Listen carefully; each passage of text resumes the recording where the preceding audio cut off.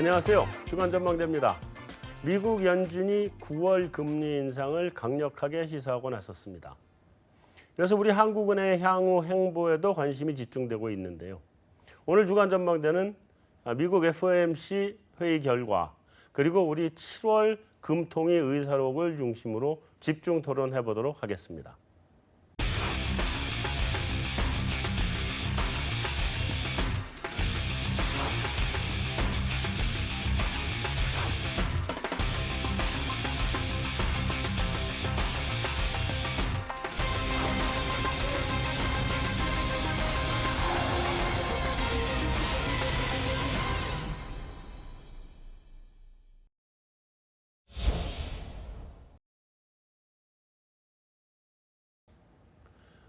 오늘 출연하신 전문가분들 소개해드리겠습니다.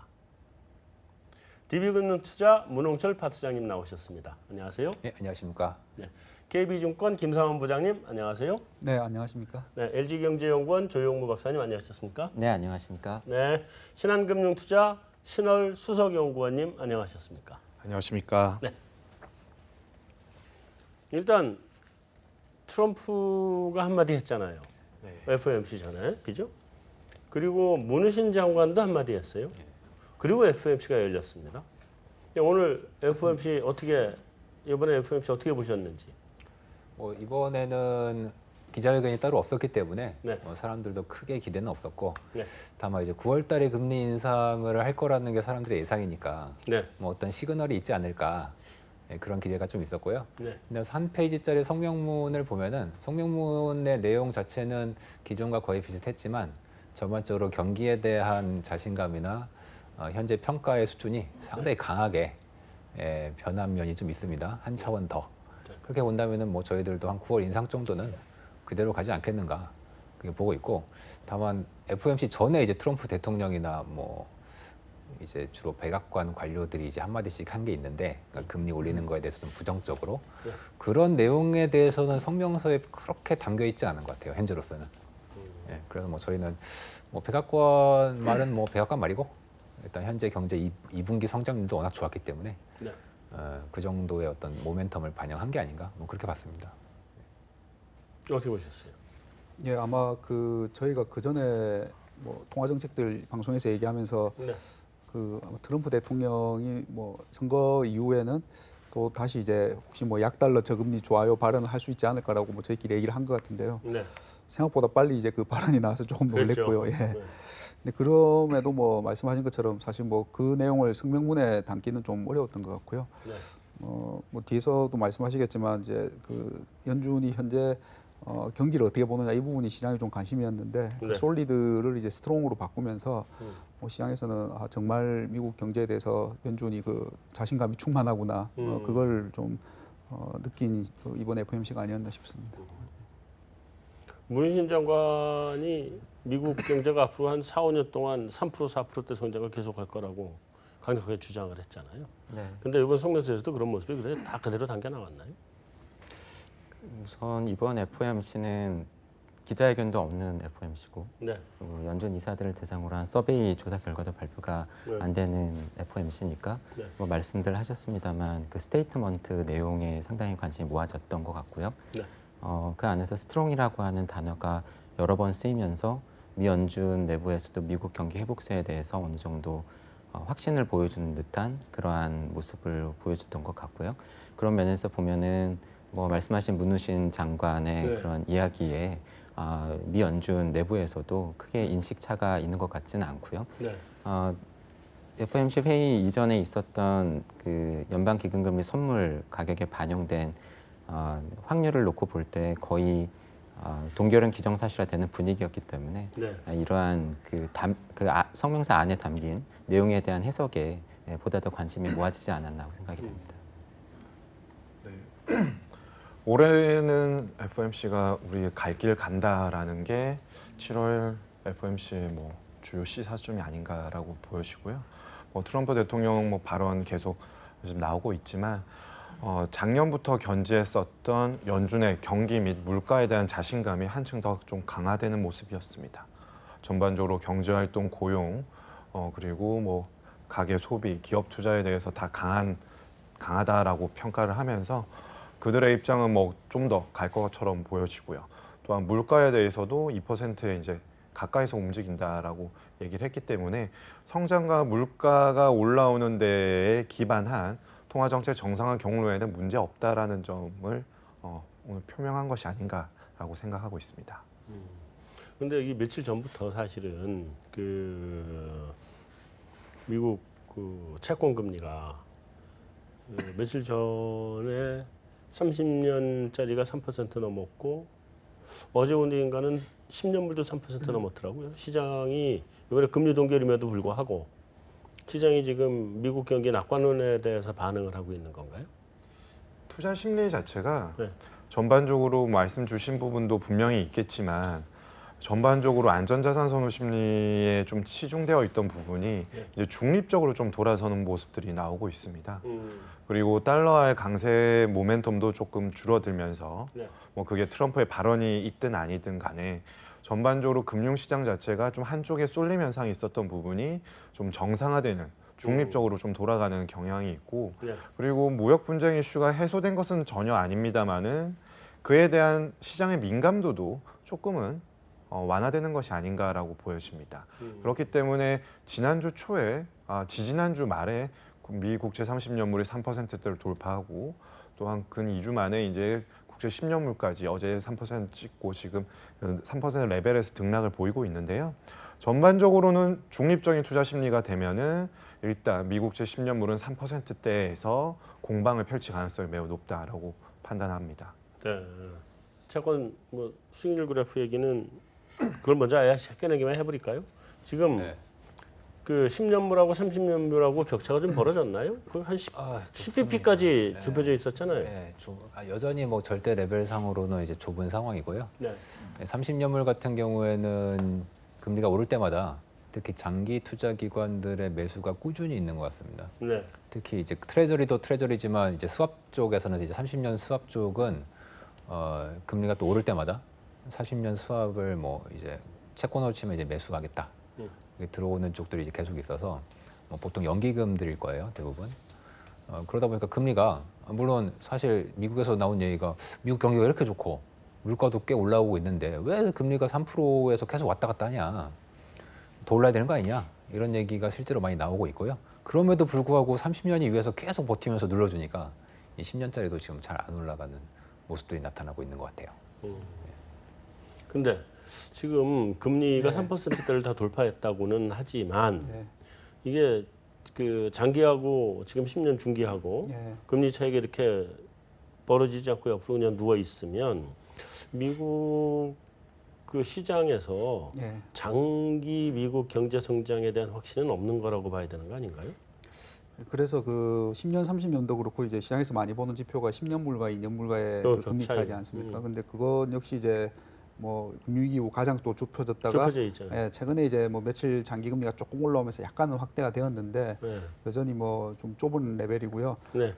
시장의 관심은 이제 그것 때문이죠. 이제 보면 10년과 2년이 역전이 되고 나서 1년 안에 70%의 확률로 미국 경기가 둔화가 되었다. 그래서 이제 말씀하신 이제 그런 이게 그 시그널이 아니냐라는 게 많은 것 같은데요. 이제 그건 뭐 앞에서 문 의원이 말씀해 주셨듯이 이제 장기물은 수급적인 요인 때문에 조금 금리가 상대적으로 눌러지는 부분도 있는 것 같고요. 단기는 어쨌든 뭐 연준이 금리 인상 이렇게 경기 좋아서 계속한다라고 지금 하고 있으니까 트럼프 대통령의 말에도 네. 계속하면서 좀 그런 좀 기술적인 부분도 있는 것 같습니다. 이번 성명서에서도 경기 전망에 대해서는 굉장히 지금 아주 좋게 보고 있는 거죠. 그렇죠. 일단 뭐 소비에 대해서도 그런 것 같고요. 그리고 네. 투자에 대해서도 그런 것 같고 전통적으로 보면은 연준의 스테이트먼트가 단어들이 그렇게 급격하게 많이 바뀌거나 또는 새로운 문구가 삽입되는 경우가 그렇게 많지는 않은데 네. 그런 것과 비교를 해보면은 뭐 앞서 김상훈 의원께서도 말씀하셨지만 뭐 우리 말로 견조하다라고 네. 솔리드라고 하는 표현이 네. 스트롱으로 바뀌면서 그 스트롱이라고 하는 단어도 뭐 3번, 뭐 비슷한 단어까지 포함하면 4번, 5번 이렇게 네. 사용되었던 부분이라던가 미 연준의 인플레이션 목표치라고 많이 언급되는 2% 물가와 네. 관련을 해서도 2% 수준에 근접했다가 아니라 거기서 이렇게 머문다라고 하는 그런 듯한 표현들 그런 부분은 적어도 경기나 물가 중앙은행이 가장 중시하는 두 가지 측면에 있어서는 미 연준이 어느 정도 자신감, 확신 그러한 것을 보여준 듯한 모습을 보여준 것으로 분명히 해석이 됩니다. 근데 미국 그 2분기 GDP 성장률 속보치를 보면 물론 이제 속보치가 나중에 그 잠정치 나오고 확정치 나오게 되면 다 바뀌긴 하지만 속보치가 좀 4.1%가 나왔잖아요. 전기 대비 연율로. 네. 4.1%가 나왔다는 건 이제 이게 칠 만큼 다 쳤다고 봐야 되는 거 아닌가요? 그 큰 경제가 4%대 성장이라는 게 어떻게 보세요, 그건? 어떻게 보면은 미국 경제는 지난 몇 년 동안 서브프라임 모기지 사태에서 벗어나면서 생긴 경기 회복의 모멘텀을 놓고 볼 때 이제 좋은 것이 끝나가는 게 아니냐라고 하는 우려에도 불구하고 지속적으로 좋은 모습을 보여줘 온 것 같고요. 네. 그리고 금리 인상이라고 하는 부담에도 불구하고 뭐 여러 가지 요인들, 특히 트럼프가 대통령이 되고 나서 시행하겠다라고 했던 그런 감세라던가 정부 재정 지출이라던가 네. 그런 것들에 힘입어서 또 이렇게 좋은 모습을 보여주고 있는 것 같고요. 그래서 지금까지의 흐름을 놓고 보면은 분명히 뭐 그렇게 지금 현재 그렇게 크게 우려할 만한 상황은 아닌 것으로 보여집니다. 그리고 적어도 유로존이라든가 일본과 같은 여타 선진국들과 비교해 볼 때 여전히 강한 경기 회복의 모멘텀을 유지하고 있는 것 같고요. 그런 면에서 보면은 앞서 말씀하신 것처럼 이런 장단기 금리 격차 측면에서 볼 때 장기 채권 수익률이 생각만큼 오르지 않는 것이 경기 회복세가 둔화된다라던가 성장세가 낮아지는 것에 대한 우려를 분명히 담고 있는 것처럼 보이지만 그것은 또한 금융시장 안에 많이 풀려 있는 돈들 중에서 안전자산을 선호하는 미국채에 대한 수요를 반영하는 측면도 있음을 감안을 하면 여러 가지 해석이 아직은 남아 있는 여지 같습니다. 네. 그 문희진 장관 말에 동의를 하세요? 3, 4%대를 4, 5년 더 지속한다 이런 그 뭐 우리나라에서도 그 정부에 계신 분들의 말씀을 저희가 들을 때 뭐 전망이라고도 볼 수가 있고 일종의 정책 당국의 목표치라고도 보는 것처럼 네. 뭐 그것은 일종의 목표 내지는 희망이 섞인 멘트의 성격도 가지고 있는 것 같습니다. 희망사항이다. 네. 그러니까 말하자면 옛날 그 유행가 가사로 치면 청바지를 즐겨 입는 여자. 네, 그렇다고 볼 수 있겠죠. 우리나라도 옛날에 747 이런 거 했지 않습니까? 그러니까 747처럼 비행할 거다. 청바지 즐겨 입는 여자가 아니라 청바지가 잘 어울리는 여자. 그렇죠.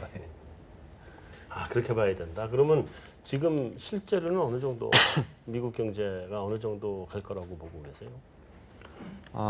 또 적어도 2% 후반 내지는 3% 정도의 연간 성장률은 달성할 수 있을 것으로 보고 있고요. 당분간 지속한다? 적어도 1, 2년 정도는. 그리고 물론 미 연준의 뭐 최근 FOMC 서베이 조사 결과에서도 나타난 것처럼 시간이 지나면서 그 성장세가 둔화되는 것은 불가피하겠지만 네. 뭐 경제 위기라든가 샤크라고 부를 만한 그 정도의 경기 급락세를 예상을 하기에는 뭐 트럼프의 재정 지출이라든가 미 연준의 아직까지는 신중해 보이는 금리 인상 속도 이런 것을 감안을 해볼 때 네. 미국 경기의 급락을 예상하기는 아직까지는 그렇게 가능성이 높은 것 같지는 않습니다. 훨씬 높지 않다. 네. 신월 수석연구원, 우리 계속 연말까지만 미국 경기 가고 내년에 미국 경기가 슬로우다운 할 거다. 네. 그러니까 올해 말 이후로 내년에는 경기 측면, 사이클 측면에서는 조금은 둔화되는 사이클로 들어갈 거다. 이렇게 이제 기본적으로 전망을 했잖아요. 네. 근데 그게 그러면 지금 틀렸다는 얘기인가요? 틀렸다기보다는 추가 성장에 대한 모멘텀을 확보하기는 다소 좀 어려움이 가중되는 시점이 아닌가라고 생각이 되고요. 네. 그리고 뭐 좀 최근에 IMF 월드 이코노믹 아웃룩 업데이트 부분을 보니까 무역 분쟁이 나왔음에도 불구하고 선진국 경제 성장률 전망치는 0.1 정도밖에 하향 조정하지 않았습니다. 오히려 신흥국은 조금 다시 상향을 했었고요. 결과적으로는 물가는 뭐 크게 변화가 없었기 때문에 이 지금 선진국발 통화정책 정상화는 결국에 좀 전에도 말씀드린 것처럼 성장에 이어서 물가까지 얹혀지면서 진행되는 부분이고 무역 분쟁으로 인해서 우려가 됐던 부분은 물가를 거치지 않고 성장에 대한 우려를 자극했던 부분인데 이게 금융시장의 경계심이 실물 경제로 전이될 수 있는지에 대한 부분은 다소 아직 성급한 판단이 아닌가 싶고요. 그렇기 때문에 올해 경기가 꺾인다라고 보기보다는 올라왔던 부분이 이제 좀 플랫하게 흘러갈 수 있는 개연성은 높아졌다. 그렇지만 또한 신흥국은 그 훈풍이 지금은 다소 조금 어려움이 가중되는 국가들이 보이긴 합니다만은 더 이상 강달러 국면으로 가지 않는다라면은 네. 그 어려움이 뭐 도미노처럼 퍼지기보다는 어느 정도 선진국과 신흥국에 좀 서로 긍정적으로 공존할 수 있는 밀고 당기기가 가능할 거다. 네, 그런 흐름이 조금 더 펼쳐질 가능성이 높지 않은가라고 보고 있습니다. 지금 그 개인 소비 지출이나 뭐 이런저런 뭐 코아나 뭐 이런 네. 것들 있잖아요. 어떻게 보고 계세요, 물가는? 저는 이번에 그 미국 성장률이나 이제 물가 보면서 최근에 2% 이상씩 이제 올라오려는 네. 모습들이 많이 보이는 게 이제 분명히 있고요. 네. 다만 근데 유가 영향이 좀 큰 거 아니에요? 경기가 좋은 거에 비하면은 상대적으로 올라오는 속도가 그렇게 느리고. 크진 않고, 특히 이제 기업 비용 측면에서 측정한 임금인 이제 그 비용 지수 ECI라고 이제 보통 얘기하는데, ECI가 사실 이제 관점이 좀 다르죠. 임금은 그 고용된 사람들 입장에서 측정한 거고, 이제 ECI는 고용주의 입장에서 네. 측정한 건데, 네. 이 고용주 입장에서 측정한 ECI는 많이 올라오고 있어요. 그 얘기는 뭐냐면, 우리들은, 그러니까 고용자들은 왜 내 임금을 이렇게 안 올려주지? 이렇게 얘기하는데, 네. 정작 고용주들은 야, 니들이 생산성이 이거밖에 안 되는데 내가 어떻게 이 비용을 감당하면서 임금을 올려주냐? 지금 이런 상호 간에 좀 괴리가 다른 생각을 이제 하고 있는 거거든요. 그렇기 때문에 어쩌면 이 임금이라는 게, 그러니까 근로자 입장에서 임금이라는 게 앞으로도 그렇게 올라가는 속도가 빠르지는 않을 것 같습니다. 그러니까 미국의 생산성을 보면 계속 떨어지고 있잖아요. 네. 그러니까 생산성이 떨어지면은 기업주 입장에서는 비용이 늘어나는 게 계속 나타날 수밖에 늘어나는 없거든요. 네. 그러면 임금을 올려주기가 좀 힘든 거고. 그래서 사람들은 계속 아니 경기가 좋으면 임금을 올려줘야지. 근데 왜 임금이 안 올라가냐? 그러니까 서로 지금 생각이 다른 거죠. 예, 물가 헤드라인은 뭐 이미 많이 올라갔죠. 2% 후반까지 올라갔고요. 네. 그리고 뭐 저희는 이제 한 3분기에서 4분기 갈 때 좀 슬로우 다운은 된다고 보지만 여전히 뭐 2% 위에 있을 거다라고 보고 있고요. 근데 이제 방금 말씀하신 것처럼 그 세부 항목들 중으로 이렇게 보면 헤드라인이나 여러 가지 올라간 거는 뭐 말씀하신 유가 상승 영향도 있고, 그리고 또 뭐 렌트나 사실 이런 쪽이 올라서 그렇지 생각보다 임금 상승률이나 이런 거는 더디다. 근데 이거는 뭐 저희 여러 번 얘기했듯이 이게 뭐 4차 산업혁명 때문인지 뭐 여러 가지 얘기가 있지만은 확실히 그런 쪽에 뭐 양극화인지 뭐 여러 가지 이유가 있지만 그런 쪽에서의 인플레 압력은 뭐 다른 쪽에 비해서는 조금 낮긴 낮은 것 같습니다.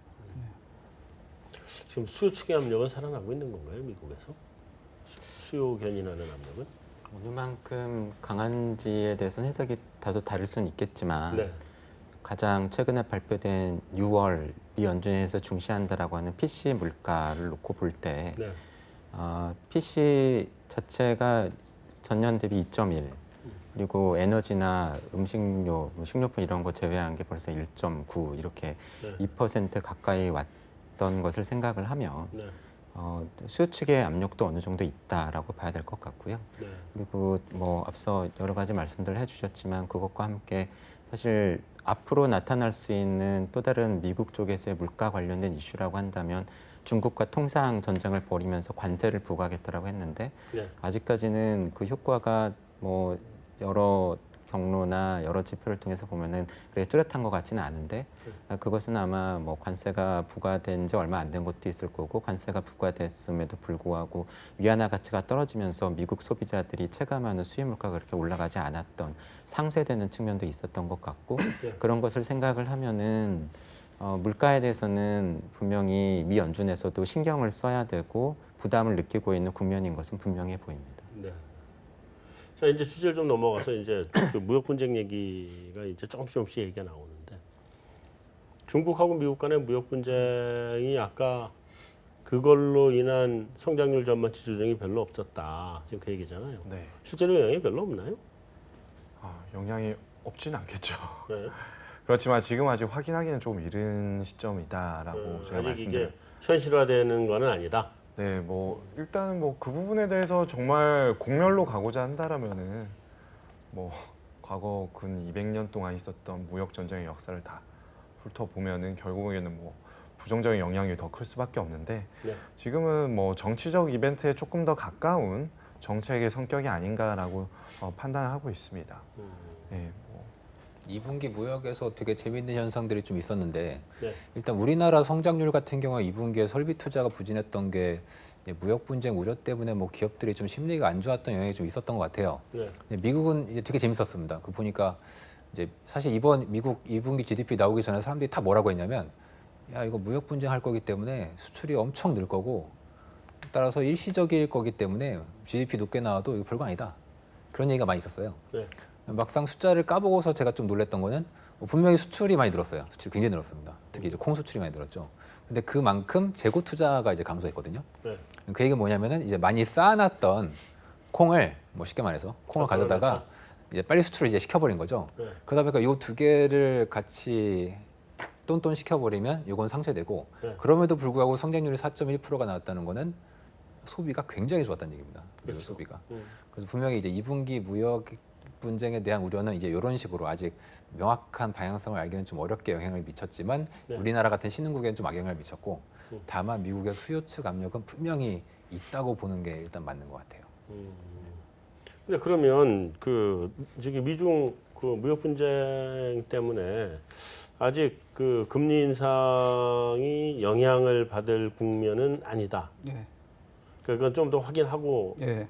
할 거다. 사실 무역 분쟁 격화가 6월 이제 중순 이후부터 됐는데 네. 그 이후에 이제 그 FOMC가 그 전에 있었죠. 그 의사록이나 그 사이에 연준 이제 인사들 발언을 보면은 무역 분쟁이 영향을 미치게 할 것 같은데 네. 우리도 아직 잘 모르겠다. 예. 그리고 좀 더 봐야 되지 않겠냐 그런 쪽인 것 같습니다. 그러니까 이게 무역 분쟁이 별로 영향이 없을 거다가 아니라 예. 아직은 모르겠다. 예, 저는 그쪽에 조금 더 구체화되지도 예, 않았고. 예.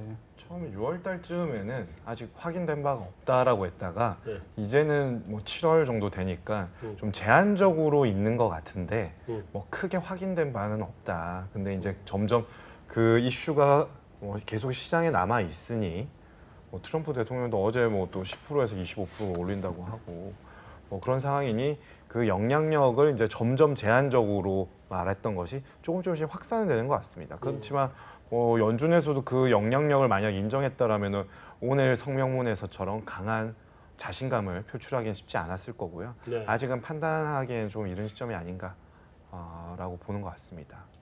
조 박사님, 네. 미중 그 무역 분쟁은 어떻게 지금 어디까지 갈 걸로 전망을 하고 계세요? 오늘의 이슈는 아무래도 금리 통화 정책 쪽이니까 길고 자세하게 말씀드리기는 조금 어렵습니다만 네.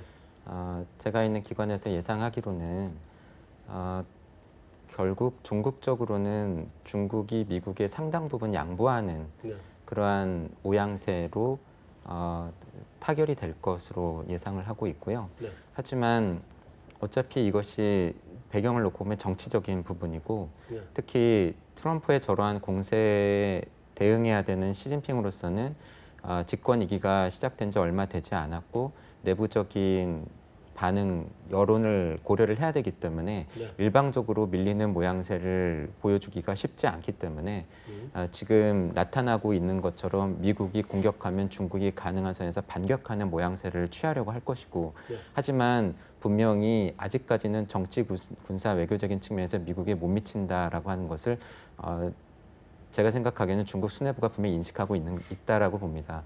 그렇다고 한다면은 지금 마쿠에서 아마 치열한 협상이 진행 중일 가능성이 높다라고 보고요. 네.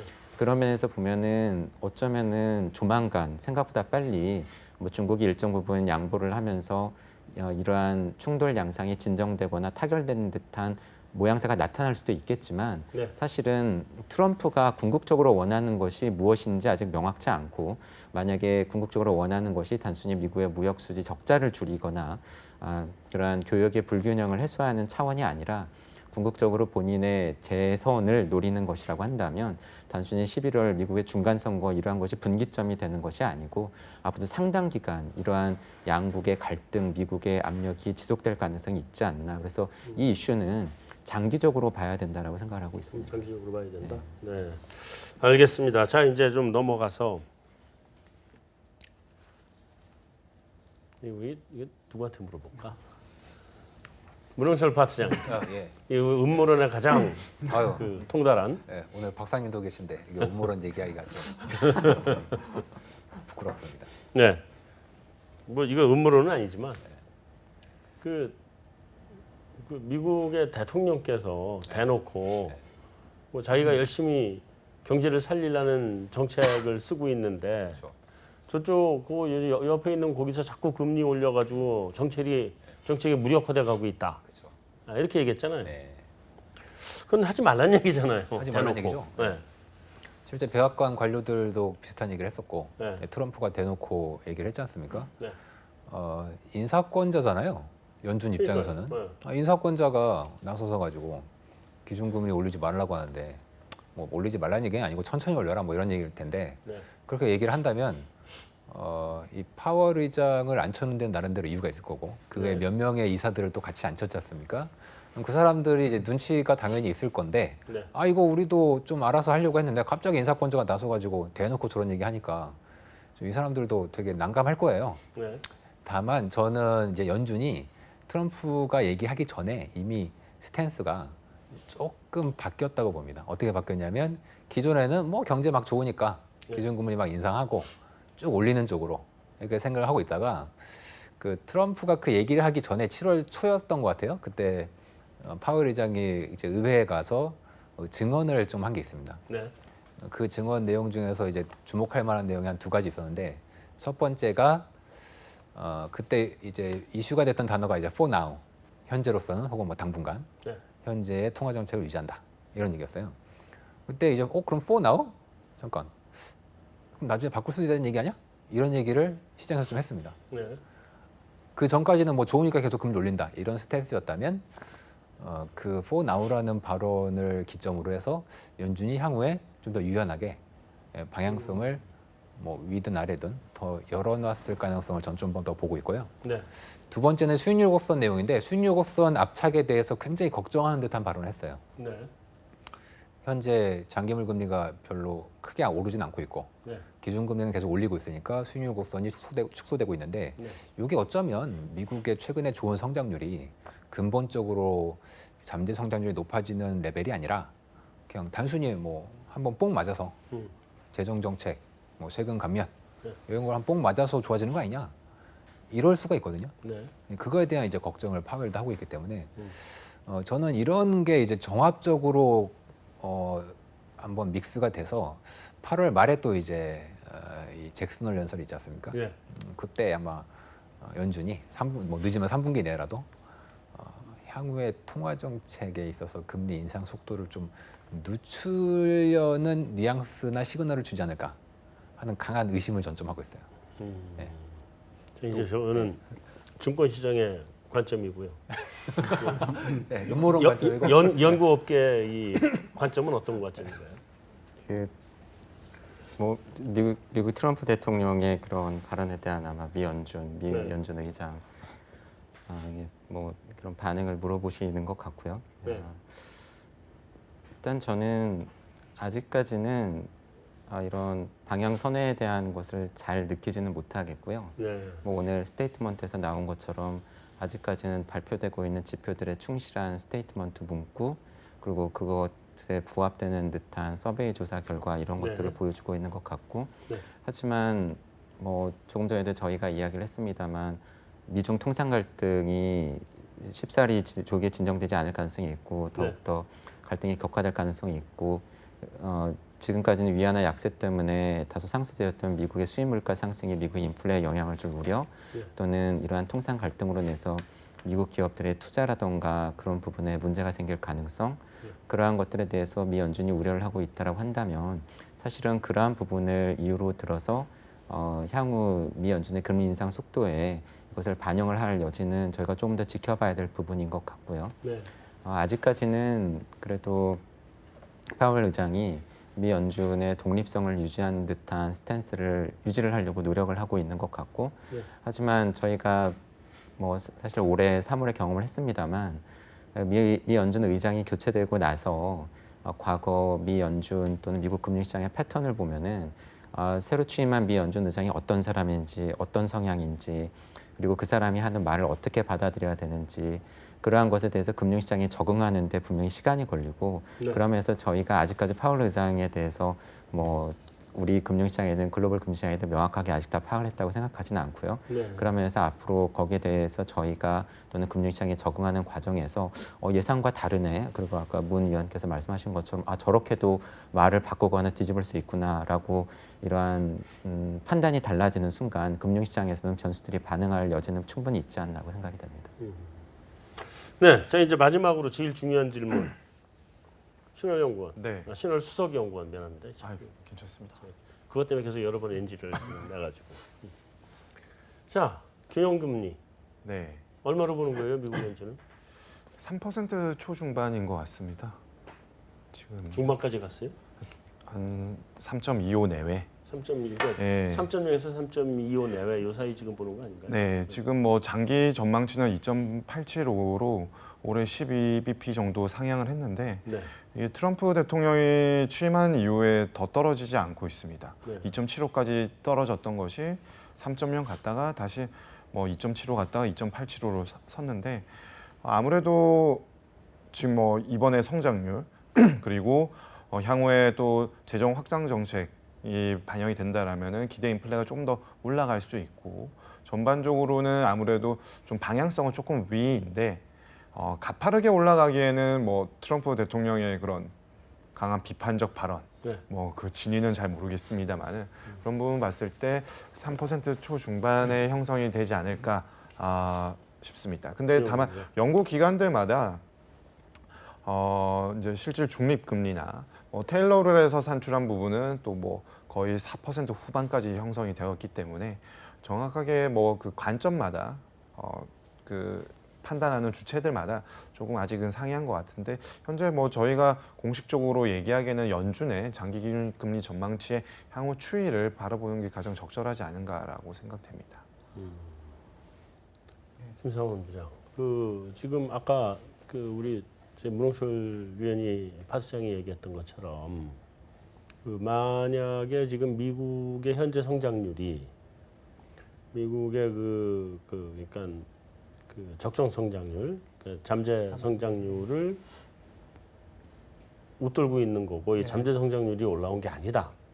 만약에 그렇다고 그렇게 본다 그러면 지금 균형을 맞추는 성장률로 가는 속도가 빨라져야 되는 거 아닌가요? 맞습니다. 그래서 9월 FOMC에서 제가 좀 제일 관전 포인트로 생각하고 있는 게 지금 굉장히 성장이 좋고 빨라져서 잠재 성장도 올라오고 이제 이렇게 되면은 아마 9월 FOMC 점도표에서 이제 롱런이 이제 올라갈 수도 있는 2.87로 아까 말씀하셨는데 그게 이제 3 위로 가느냐 안 가느냐가 그게 좀 관전 포인트인 것 같고요. 네. 그리고 아마 9월 FOMC에서는 2021년까지인가요 있는데 22년 숫자가 나오는데 그러니까 이게 지금은 가다가 꺾이는 걸로 돼 있는데 네. 계속 가느냐 그러면은 말씀하셨던 것처럼 미국 정말 좋구나 잠재 성장도 올라가고 중립금리도 올라갈 정도로 정말 좋구나 근데 이제 그거랑 그러면 그렇게 됐을 때 그렇게 좋은데 그 트럼프 대통령의 그런 의사 때문에 연준이 약간 완화적으로 가면은 성장은 올리고 완화적으로 하면은 이건 또 뭔가 안 맞는 거예요. 예. 그래서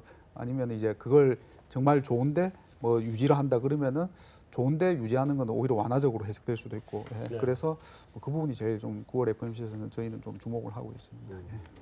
예. 우리 미국과 관련해서 거의 대부분 다 이제 확인을 한 것 같긴 한데 하나만 더 우리 조 박사님 한 가지만 의견을 여쭤보면 미국이 지금 지금 경기 상승 국면이 90년대 이후로 사상 최장이잖아요.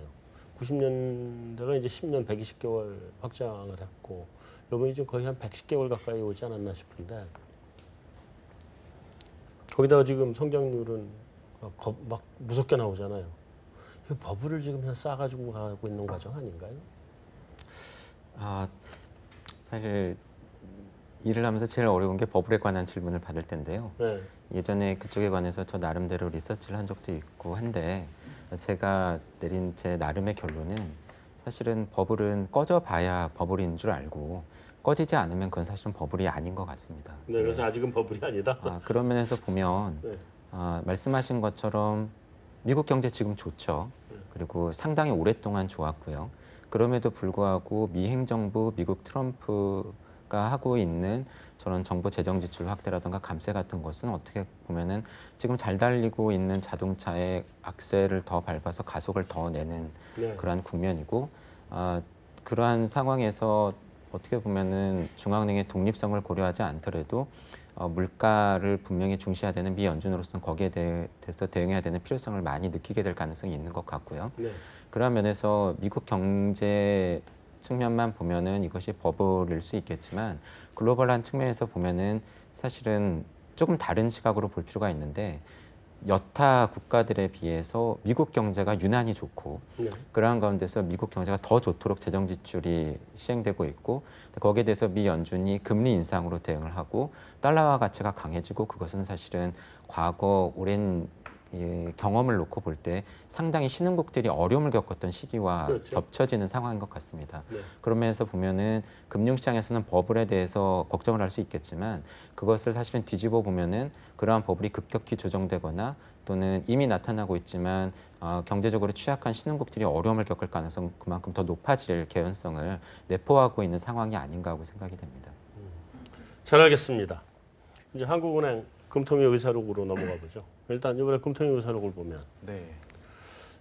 이게 매가 나온 것 같아요. 이제 처음에 이제 금통위 하고 난 다음에는 소수 의견이 한 명이었으니까 네. 나머지에 대해서는 잘 몰랐잖아요. 근데 나머지 이제 다 나온 거 보니까 좀 매 쪽인 것 같아요. 그죠? 네. 이번 7월 전에도 사실 지난번 녹화에서도 말씀드린 것 같은데 2월 달부터 2월, 4월, 5월까지 매 회의 때마다 매파적 성향을 드러낸 분이 한 분, 두 분, 세 분까지 늘어났었고요. 네. 이제 7월이 되니 한 분이 나 인상할래 라고 소수 의견을 의견까지 나와. 인상할래라고 냈고 결국에는 나머지 두 분은 아직은 거기로 움직인 것 같지는 않습니다만은 그 성향은 그대로 있다. 네. 그리고 그 흐름은 작년 10월 인상 소수견이 나오고 예상과는 달리 빠르게 네 분이 더 금리 인상으로 선회를 했었는데요. 그때 주 이제 유효하게 금리 인상을 견인했었던 것이 누적된 금융 불균형을 이제 해소하기 위해서 완화적 통화 정책의 정도를 좀 축소해야 된다라는 거고 이일영 위원께서 이번에 이런 말씀하셨죠. 금융 부채에 대한 부분 리스크가 이제 발현될 수 있기 때문에 좀 조정을 해야 된다. 네. 이런 부분들은 여전히 가계 부채나 부동산 시장에 대한 좀 리스크 요인을 거시 건전성 정책으로 제어하고자 하는 부분이 경기 위축, 뭐 고용 시장 부진에도 불구하고 나올 수 있었던 가장 큰 요인이 아닌가라고 보고 있습니다. 근데 그럼에도 불구하고 또 아주 그렇게 매도 아니지 않았나요? 왜냐하면 이제 그 반대쪽 분들의 의견은 성장이 지금 뭐 뚜렷이 개선되는 게 보이지 않는데 네. 뭐 올릴 수 있느냐라는 이제 반대쪽 의견들이 있으신 것 같고요. 가장 비둘기로 추정되는 분이 또 반대 의견 지난 의사록부터 내신 거 보면은 요번에 뭐 통화신용정책 보고서 내는데 보면 GDP 갭이 플러스는 어쨌든 계속 내년까지 좀 유지할 걸로 보고 있는데 네. 근데 그분은 그것에 대해서도 약간 좀 의심이 된다라는 좀 그런 뉘앙스셨던 것 같아요 보면요. 예, 그래서 가장 통화 정책의 기본이 일단 물가 상승률이 이제 뭐 어쨌든 하는 목표 한참 못 미치고 물론 매파 쪽에서는 뭐 관리 물가 때문이다라고는 하지만은 이제 뭐 기본이 못 미치는 데다가 경기에 대한 우려가 있고 그러다 보니까는 여전히 뭐 반대쪽 의견도 좀 유지가 되는 것 같습니다. 이게 인상으로 가려 그러면 지금 비둘기나 중립이던 분들이 빠른 속도로 이쪽으로 이제 옮겨 타야 되는데 그분들은 그렇게 별로 옮겨 타는 것 같지를 않아요. 뭐 전체적으로 구도가 네. 일단 이일영 위원은 이미 인상 얘기를 하셨고 네. 거의 뭐, 그 외에 한 두 분 정도가 약간 매신 것 같아요. 네. 그리고 아마 총재님은 제가 볼 때 올리고 싶어합니다. 어. 이제 올리고 싶어해요. 네. 그 이번에 뭐 여러 가지 얘기를 하신 것도 있고 그러니까 국회에서 발언이 특히 이제 그랬던 거죠. 네. 우리나라 2분기 보면은 2분기 성장률 뉴스 보면은 뭐 다 부진하다 0%대 이렇게 얘기하셨는데 QOQ로 0.7%면 연율로 하면은 거의 2.9%인데 네. 잠재 성장 정도가 됩니다. 음. 그리고 1분기에는 이제 연율로 4% 이상 나왔으니까 네. 아니 이런 상황인데 금리를 경기가 나쁘다. 이제 숫자만 보면 저는 그렇게 그걸로는 이해가 잘 안 되고 다만 이제 양극화의 문제는 분명히 있습니다. 네. 양극화의 문제. 그런데 정부가 신경을 써야 될 이제 부분인 것 같고요. 정부가 신경 쓰면 한국은행 신경뿐만 아니죠. 통화 정책으로 사실 양극화를 해결하기는 사실 뭐 한계가 많이 있지 않습니까? 못하죠. 저는 이제 그런 면에서 한국은행은 최대한 올릴 수 있을 때 좀 올리고 싶어하는 마음이 있는 것 같고요. 네. 그저께 한은에서 이제 보고서가 하나 나온 게 있어요. 그게 물가 관련된 보고서인데 관리 물가 때문에 그동안 인플레이션이 약 0.3에서 0.5% 포인트 정도 낮게 나왔다. 이런 이제 보고서가 있었습니다. 물론 관리 물가라고 하는 것은 뭐 공공요금 등등 그렇죠. 뭐 이런. 네, 뭐 여러 가지 그 공공요금이나 정부가 통제하는 물가들. 네, 옛날 같으면 이제 목욕탕 물가, 짜장면 가격 뭐 이런 맞습니다. 건데. 그런 거를 나왔을 때 제가 이제 사실 어떤 곡해, 과장 해석의 아이콘인데 네. 역시 곡해를 하다 보면은 왜 이런 보고서를 냈을까? 올리고 싶어서 그런 거 아니겠습니까? 저는 그래서 한국은행은 굉장히 금리를 올리고 싶어한다. 올리고 싶어한다. 네, 그렇게 결론을 내렸습니다. 이재열 총재의 속마음에 대해서 동의하시나요? 저 방금 의견이 있었는데 반대 의견이 혹시 있는지 해가지고. 다른 분의 속마음을 이야기한다는 건 사실 참 어려운 것 같고요. 네. 근데, 근데 또 그걸 잘 맞춰야 금융시장에서는 성공을 합니다, 사실. 근데 뭐 저는 금융시장에 있는 사람은 아니니까. 네, 네. 근데 사실 올해 지속적으로 한국은행이 금리를 올리기 어려울 것 같다라고 말씀을 드려왔고요. 네. 어쩌면 상반기에 한 번도 못 올릴 것 같다. 하반기에 잘해야 한 차례 정도 올릴 것 같다라고 말씀을 드렸는데 사실은 그게 우리 경제 측면에서 보면 들어맞지 않기를 바랬는데 사실 그렇게 지금 흘러온 것 같고요. 네, 네. 그리고 최근에 인상 소수 의견이 나왔지만 그래도 뭐 저는 말씀을 드렸던 게 과거처럼 인상 소수 의견 나오고 나서 직후에 인상을 하는 패턴이 반복되지 않을 가능성이 꽤 있고 네. 올린다라고 하면 4분기경 가능성이 좀 더 높아 보인다라고 말씀을 드렸고요. 지금도 사실 그렇게 생각을 하고 있고 최근에 발표된 2분기 GDP 속보치를 보더라도 조금 전에 문 의원께서 양극화 이야기도 하셨지만 특히 우려되는 투자와 관련된 부분이라던가 그런 뭐 수출 안에서도 일부 업종에 의존하고 있는 그러한 부분이라던가 그러한 것을 생각을 하면 분명히 경기에 대해서 낙관하기 어려운 상황이라고 판단을 하고 있고요. 네. 그러한 여러 가지 요인을 고려를 해서 한은과 정부는 올해 경제 성장률 전망치를 2.9로 하고 있지만 전체적으로 볼 때 2.9보다 실제 성장률이 높아질 가능성보다는 낮아질 가능성이 더 높다라고 보고 있고요. 그래서 네. 저희는 아직 수정 경제 전망치를 발표하지는 않았지만 올해 성장률 2.8로 지금 말씀을 드리고 있고 네. 그런 면에서 보면은 결과적으로 네 한국은행에서는 올리고 싶어하시는 것 같은데 아직까지는 경기라던가 물가라던가 그런 지표들이 뒷받침이 안 되고 있다. 쫓아오지 있다. 네, 그런 면에서 보면은 앞으로 한두 달 동안에 발표되는 지표들이 다른 나라 중앙은행들의 통화 정책과 마찬가지로 우리나라에 있어서도 굉장히 중요하게 작용할 것 같습니다. 기왕 지표 얘기가 나왔으니까 말인데 우리 지금 투자, 뭐 생산 이게 전부 다 지금 안 좋은 상태잖아요. 예. 어떻게 안 좋아요? 투자 쪽에서 이제 건설 투자 같은 경우는 뭐 많이 얘기가 꺾였고. 많았지만 꺾일 거다라고 했는데 한 것처럼 이제 꺾여가고 있고요. 네.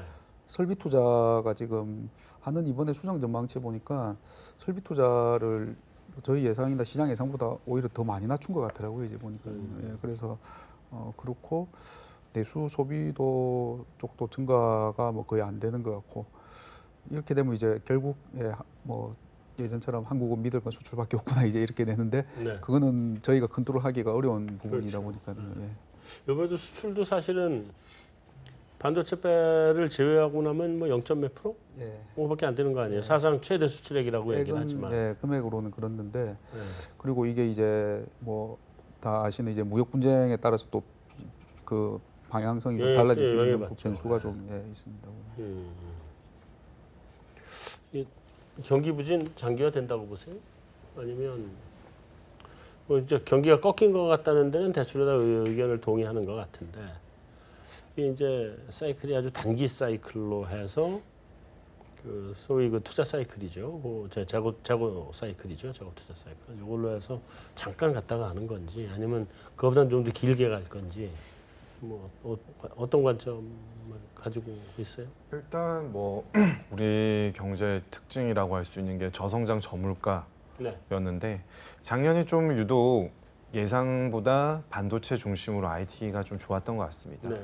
그리고 또 정치적 이벤트가 16년도 말 17년도 초에 있었지 않습니까? 그런 부분들이 경제 주체의 심리를 좀 기대감을 갖게 했었는데 또 이게 장기화되기에는 좀 동력이 약했던 것이라서 결과적으로는 다시 저성장에 대한 우려가 좀 더 확산되는 모습을 띠고 있다라고 볼 수 있겠습니다. 네.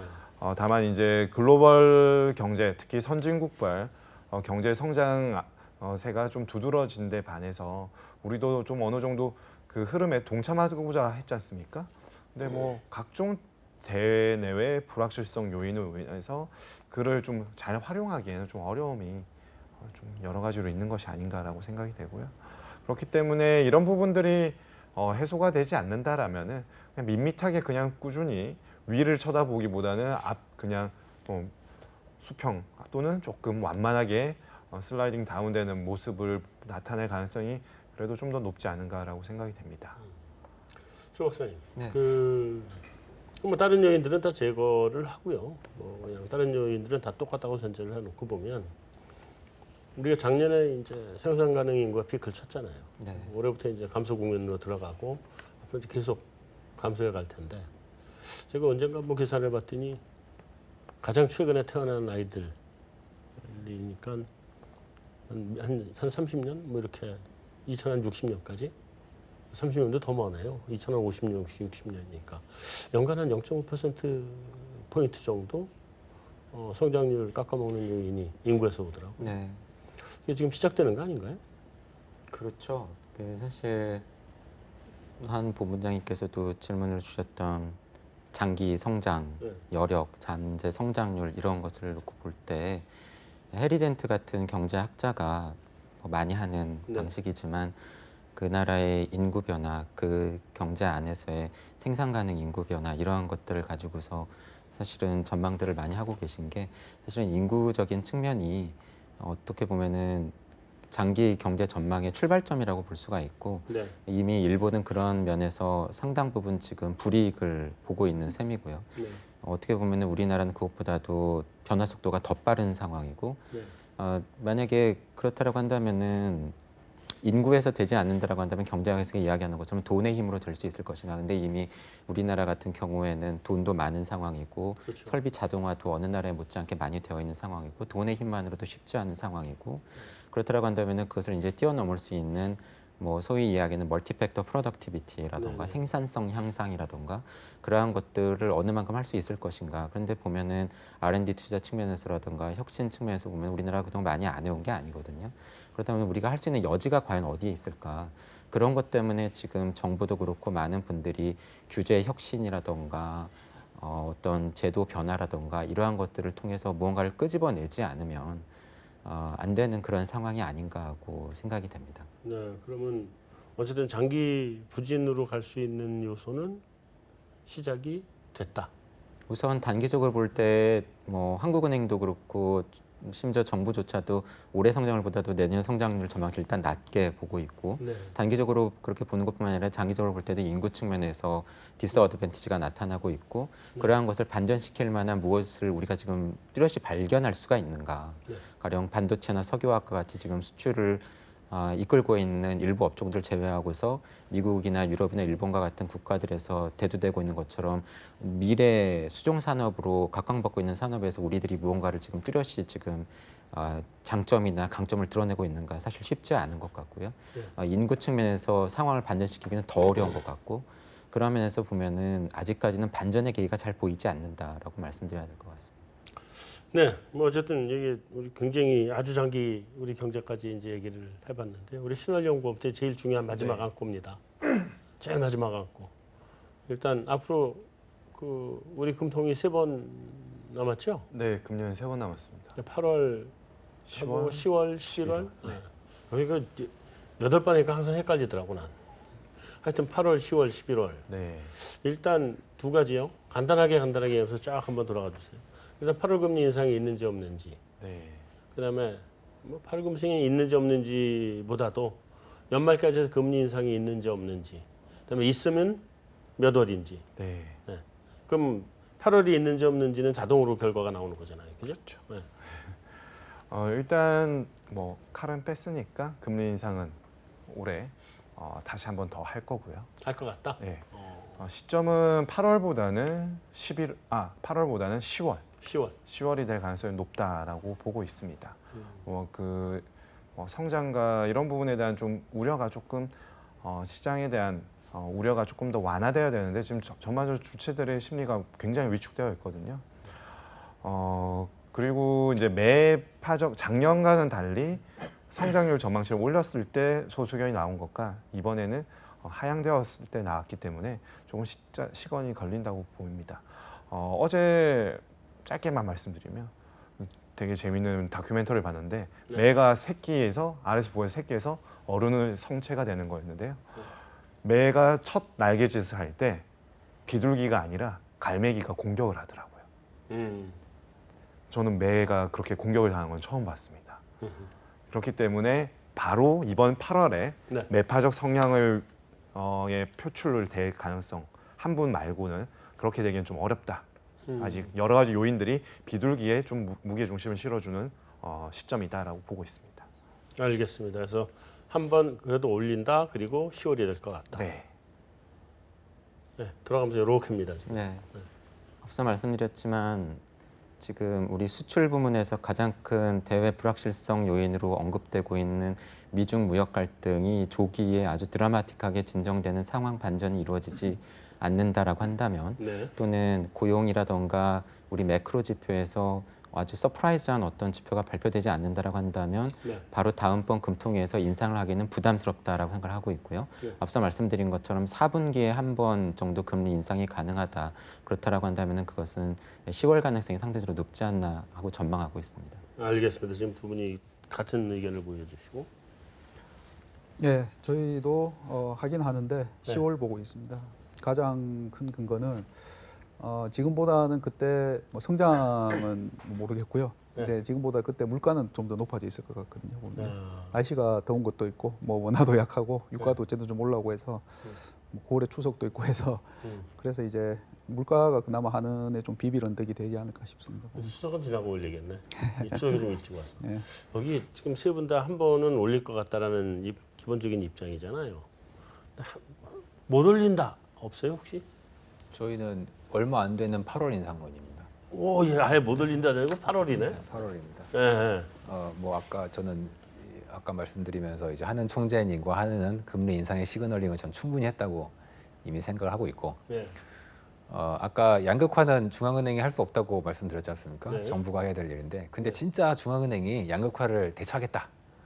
그러면은 뭐 약간 헛소리처럼 들릴 수도 있겠는데 저는 금리를 빨리 올려야 양극화가 그나마 덜해진다라고 봅니다. 왜냐하면 부자들일수록 빚이 많고 네. 부자들일수록 자산이 많기 때문에 그러면 오히려 더 금리를 빨리 올려서 금리를 통한 양극화를 다소 완화시키는 것도 가능하지 않겠는가 뭐 그런 면도 생각하고 있습니다. 그래서 사실은 올린다 그리고 8월이다. 네, 전 8월로 보고 있습니다. 한 번 더 올릴 일은 없어요? 뭐 내년엔 좀 저는 올해는 아니다. 올해는 아닐 것 같고요. 내년에 더 빨리 올릴 것 같습니다. 알겠습니다. 자, 오늘 네 분 전문가 모시고 이야기해본 결과 미국 FOMC는 이번에 다음번에 이제 금리 인상을 한번 하고 그 다음에는 좀 속도 조절에 나서서 트럼프 대통령의 입장에 좀 부응하지 않겠냐라는 입장인 것 같고요. 그다음에 이제 우리 한국은행 금통위는 이상하게 오늘 네 분이 다 한 번 인상론을 얘기하시네요. 요즘 금리 인상 못한다는 소수 의견들도 꽤 많이 나오는 것 같은데 어쨌든 한 번 인상한다. 그리고 대체로 10월에 그 얘기가 모여지고 특이하게 DB금융투자가 8월을 얘기하는 것 같습니다. 이 정도로 오늘 주간 전망대 메인 토크 마치도록 하겠습니다. 주간 전망대 메인 토크 마치도록 하겠습니다.